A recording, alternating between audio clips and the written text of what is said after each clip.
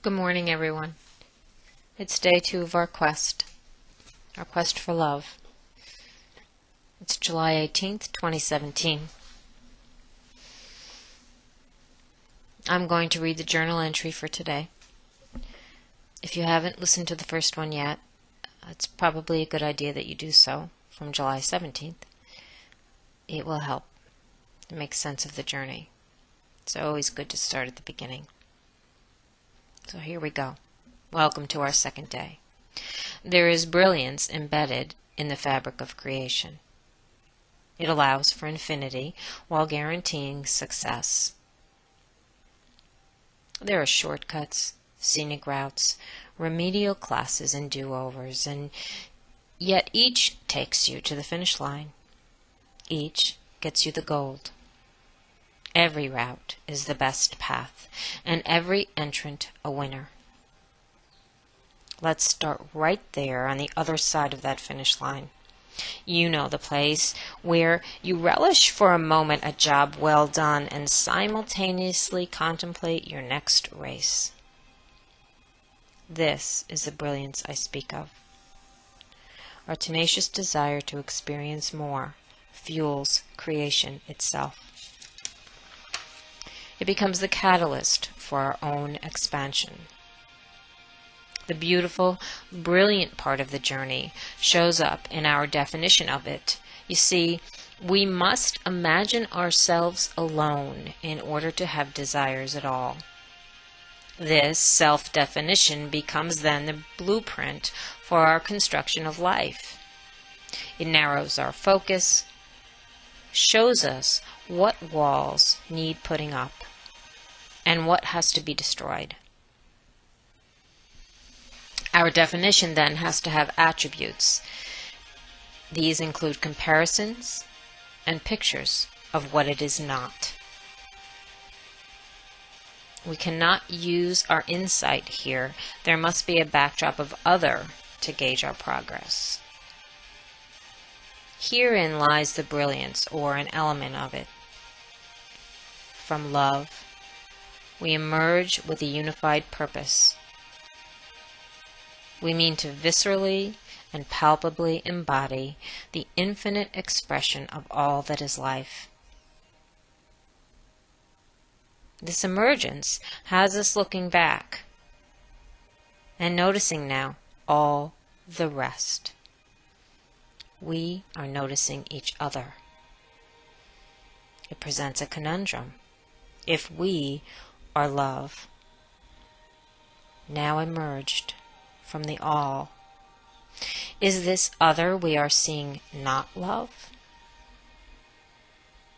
Early on, we determine it must be. And from this determination, labels are used to identify what this other seems to be. Now, we've been on this path for some time, and we've noticed billboards along the way. They all, in one way or the other, say the same thing, and in big letters. Forgiveness. So we try it out. We say things like, "It's okay. It doesn't matter. I forgive you." Or, "I'm sorry." Yet somehow these words don't quite do it. Something is missing. What is missing is an acknowledgement of truth. There's an old movie called Love Story. In it, it states love means never having to say you're sorry. Why not? Well, it's not because of karma, but because I am all that you are. Instead of you saying I'm sorry, I could be saying thank you, for you are a gift. You've shown up for me exclusively, wrapped brightly in all that I am. It's funny how I barely noticed you sitting there until you demonstrated that part of me that I struggle with. Then I can't take my eyes off of you.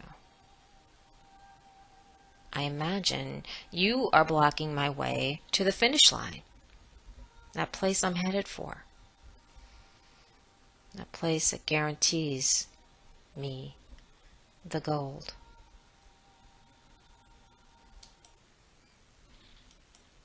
So, I forgive you. I pray for you. I smile at you. I may let you get ahead of me in line or on the road. I think this will clear my path to the finish line. But it doesn't seem to be having that effect, or it doesn't feel like it's having that effect. Not on the inside. And here's where we are right now. The dilemma of forgiveness versus allowing. Forgiveness is a great start, but it implies judgment, which is followed with separation, or perhaps begins there.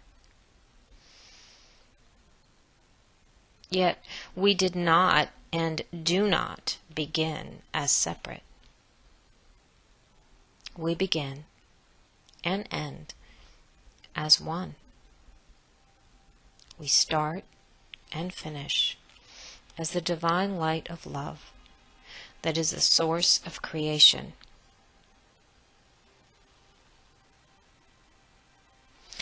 In today's world, there are no shortages of opportunities in which we feel forgiveness is necessary.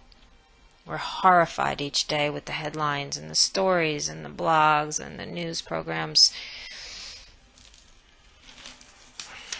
It's overwhelming. You can feel that way. But this journey, this quest, asks us to take our eyes off of those headlines for a bit. It is worth examining self now. And the love of self is the love of other possible. In the love of other, the love of self is realized. Imagine then that all who are showing up for you right now are asking you one question. Do you love me? You're surrounded in gifts, wrapped brightly in colors you'd never imagined.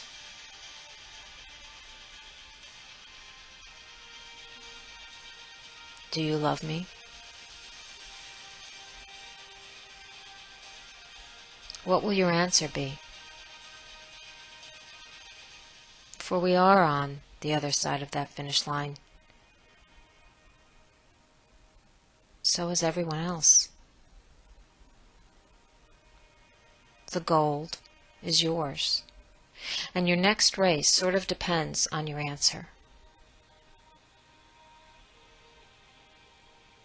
Tomorrow, we'll look at some options. We are the ones we've been waiting for. Let's do this. I'll see you then. Namaste.